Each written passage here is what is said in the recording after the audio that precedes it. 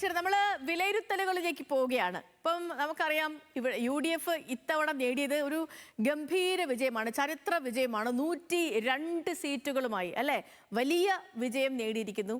ആ ഉജ്ജ്വല വിജയത്തിന് പിന്നാലെ തന്നെ അവിടെ മന്ത്രിസഭാ രൂപീകരണ ചർച്ചകളിലേക്ക് കടക്കാൻ പോവുകയാണ് UDF. അടുത്ത ആഴ്ചയാകും സത്യപ്രതിജ്ഞ നടക്കുക. മുഖ്യമന്ത്രി പ്രഖ്യാപനവും ഉടൻ തന്നെ ഉണ്ടാകും. ഹൈക്കമാൻഡ് പ്രതിനിധികൾ ഉടൻ തന്നെ കേരളത്തിലേക്ക് എത്തും. MLA-മാരുടെ അഭിപ്രായങ്ങളും തേടും. അതേപോലെ ഘടകകക്ഷികൾക്കുള്ള മന്ത്രിസ്ഥാനത്തിലും ചർച്ചകളൊക്കെ ആരംഭിക്കും. ബിനിൽ നമുക്കൊപ്പം ചേരുന്നുണ്ട് തത്സമയം. Binil, good morning. ഈ പറഞ്ഞതുപോലെ തന്നെ മന്ത്രിസഭാ രൂപീകരണ ചർച്ചയാണ് ഇനി മുന്നണിക്ക് മുന്നിലുള്ള വലിയ കടമ്പ. ഇപ്പം നമുക്കറിയാവുന്ന പോലെ തന്നെ ഇപ്പം കോൺഗ്രസിനെ സംബന്ധിച്ച് സ്ഥാനാർത്ഥി പട്ടിക വന്ന സമയത്തൊക്കെ കണ്ട നാടകീയമായ സംഭവങ്ങളൊക്കെ നമ്മൾ കണ്ടു. അത് പിന്നീട് ചർച്ചയായില്ല. പിന്നീട് ആ ചർച്ച ഒരു 2-3 ദിവസം അത് ആ സങ്കീർണതകൾ നീണ്ടു നിന്നു. പിന്നീട് പ്രചാരണ കാലത്തേക്ക് അങ്ങ് പോയി. അതിനുശേഷം ഈ പോളിംഗ് കഴിഞ്ഞു. പോളിംഗിൽ വന്ന ഒരു വലിയ പോളിംഗ് ശതമാനമുണ്ടായിരുന്നു. അതിന് പിന്നാലെ എക്സിറ്റ് പോളുകൾ വന്നു. എക്സിറ്റ് പോളുകൾക്ക് ശേഷമൊക്കെയും അല്ലെങ്കിൽ അതിന് തൊട്ട് മുൻപ് തന്നെ കോൺഗ്രസിൽ മുഖ്യമന്ത്രി ആരാകുമെന്ന ചർച്ചകളൊക്കെ തുടങ്ങിയിരുന്നു. 3 പേരുടെ പേരുകൾ സജീവമായിട്ട് വന്നു. ഇപ്പം എല്ലാത്തിനെയും നയിച്ച പ്രതിപക്ഷ നേതാവ് അല്ലെ, മഴയത്തും കാറ്റത്തും മഞ്ഞത്തും ഒക്കെ ആ പാർട്ടിയെ നയിച്ച പ്രതിപക്ഷ നേതാവ് VD സതീശൻ മാത്രമല്ല, മുൻ പ്രതിപക്ഷ നേതാവ് കൂടിയായിരുന്ന രമേശ് ചെന്നിത്തല, ഒപ്പം AICC general secretary KC Venugopal, ഈ 3 പേരും വന്നു. 3 പേരുകളും ഉയർന്നു കേട്ടു. അങ്ങനെ തുടങ്ങിയ ചർച്ച 3 പേർക്കുമായിട്ട് പൂജകൾ വരുന്നു, വഴിപാടുകൾ വരുന്നു, പാട്ടുകൾ വരുന്നു, സോഷ്യൽ മീഡിയയിൽ പരസ്പരം ഏറ്റുമുട്ടുന്നു അണികൾ അങ്ങോട്ടും ഇങ്ങോട്ടും. ഇപ്പോൾ കേരളം ഭരണമേൽപ്പിച്ചിരിക്കുകയാണ്. 102 സീറ്റുകൾ കൊടുത്തു, ഇനി നിങ്ങൾ ഭരിച്ചോളൂ എന്ന് പറഞ്ഞിട്ടുണ്ട്. ഇനിയിപ്പോൾ എങ്ങനെയാകും മുഖ്യമന്ത്രി ചർച്ച? നമ്മൾ ഈ നേരത്തെ സ്ഥാനാർത്ഥി നിർണയ ഘട്ടങ്ങളിലൊക്കെ കണ്ടതുപോലെ ഒരു കൂട്ടയടിക്കുള്ള സാധ്യതയുണ്ടോ? അതോ VD സതീശൻ പറഞ്ഞതുപോലെ 2 ദിവസത്തിനകം ഹൈക്കമാൻഡ് ഇടപെട്ട് മുഖ്യമന്ത്രി വരുമെന്ന് പറഞ്ഞു, ആ രീതിയിലേക്ക് കാര്യങ്ങൾ പോകുമോ? നിലവിലെ ചർച്ചകൾ എങ്ങനെയാണ് ബിനിൽ? ഒപ്പം തന്നെ നമ്മൾ ഈ പറയണം മറ്റേ ഘടകകക്ഷികളുടെ കാര്യങ്ങൾ, ലീഗൊക്കെ വഹിച്ച പങ്ക് നിസ്തൂലമാണ് ഈ വിജയത്തിൽ, UDF-ന് ഈ കിട്ടിയ വിജയത്തിൽ. അപ്പം അതുകൊണ്ട് തന്നെ ലീഗിനൊക്കെ അത്രയും അർഹതയോടുകൂടി അവിടെ പരിഗണിക്കണം. കേരള കോൺഗ്രസ് ജോസഫ് വിഭാഗത്തിനെ അത്ര കണ്ട് പരിഗണിക്കണം. അപ്പോൾ എങ്ങനെയാണ് ചർച്ചകൾ നടക്കുന്നത് ബിനിൽ?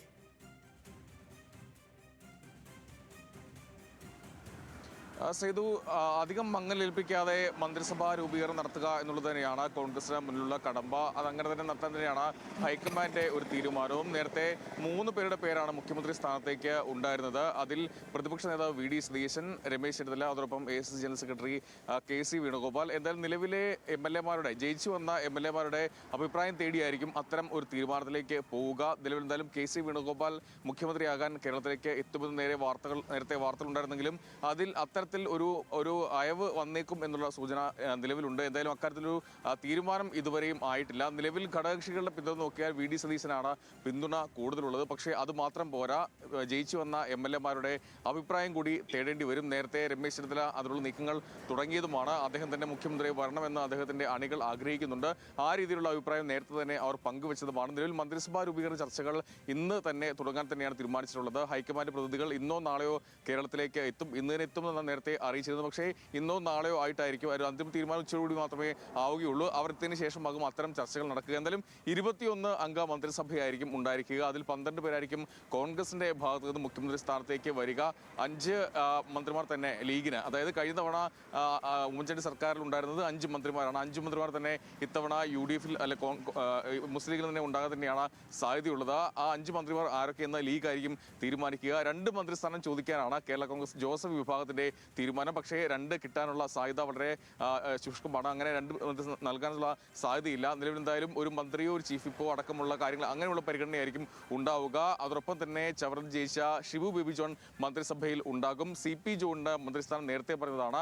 തിരുവനന്തപുരം സെറ്റിൽ നിന്ന് ജയിക്കുമ്പോൾ അദ്ദേഹം അവിടെ മത്സരിക്കുമ്പോൾ തന്നെ VD സതീശൻ പറഞ്ഞതാണ്, ജയിച്ചു വന്നാൽ അദ്ദേഹം മന്ത്രിസ്ഥാനത്തേക്ക് ഉണ്ടാകുമെന്ന് പറഞ്ഞതാണ്. ഒരുപക്ഷെ ധനകാര്യ വകുപ്പ് അദ്ദേഹത്തിന് നൽകാൻ തന്നെ ഒരുപക്ഷെ നൽകിയേക്കും. കാരണം അദ്ദേഹം ധനകാര്യ വിദഗ്ധൻ കൂടിയാണ്. അതുകൊണ്ട് ആ മന്ത്രിസ്ഥാനം അദ്ദേഹത്തിന് ലഭിക്കാനാണ് സാധ്യതയുള്ളത്. കഴിഞ്ഞ തവണ വടകര MLA ആയിട്ടുള്ള KK രമ കഴിഞ്ഞ തവണയും സഭയിലുണ്ടായിരുന്നതാണ്.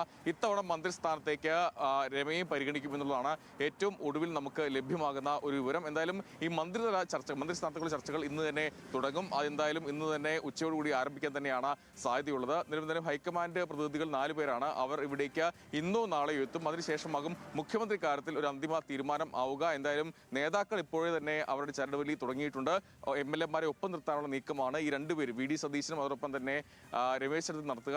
നിലവിൽ ജയിച്ചു വന്ന MLA-മാരെ നോക്കിക്കഴിഞ്ഞാൽ കൂടുതൽ ആളുകളും അത് KC വേണുഗോപാലിന് ഒപ്പം നിൽക്കുന്ന, അദ്ദേഹത്തെ പിന്തുണയ്ക്കുന്ന ആളുകളാണ് ഉള്ളത്. അദ്ദേഹം അല്ലെങ്കിൽ പിന്നെ ആര് എന്നുള്ളതാണ്, ആ പിന്തുണ ആർക്ക് പോകും എന്നുള്ളതാണ് അപ്പോൾ പ്രവർത്തകർ പറയുന്ന ഒരു കാര്യം. അങ്ങനെയെങ്കിൽ അത് രമേശ് ചെന്നിത്തലയ്ക്കായിരിക്കും ആ പിന്തുണ ഉള്ളത് എന്നാണ് നമുക്ക് ലഭ്യമാകുന്ന സൂചനകൾ. പക്ഷേ ഈ തെരഞ്ഞെടുപ്പിനെ നയിച്ചത് ഈ ചരിത്ര വിജയം. തുടക്കം മുതൽ തന്നെ 100 സീറ്റിന് മുകളിൽ അധികാരത്തിലേക്ക് വരും, ഭിന്നത വിജയം ഉണ്ടായില്ലെങ്കിൽ വനവാസത്തിന് പോകുമെന്നാണ് വി ഡി സതീശൻ പറഞ്ഞത്. പിന്നീട് മാറ്റി പറഞ്ഞെങ്കിലും അദ്ദേഹം അത് ഉറച്ചു നിശ്ചയമായും ഞാനും ആ കാര്യത്തിൽ ബിനിലിനൊപ്പം തന്നെ പറയാണ്. കാരണം ഇപ്പോൾ നമ്മൾ വിജയിച്ചാൽ അല്ലേ, നമ്മളൊരു കാര്യത്തിൽ ഇറങ്ങി അവിടെ നമ്മൾ ജയിക്കുകയാണെങ്കിൽ ആ വിജയം ഏറ്റെടുക്കാൻ ഒരുപാട് പേര് വരും.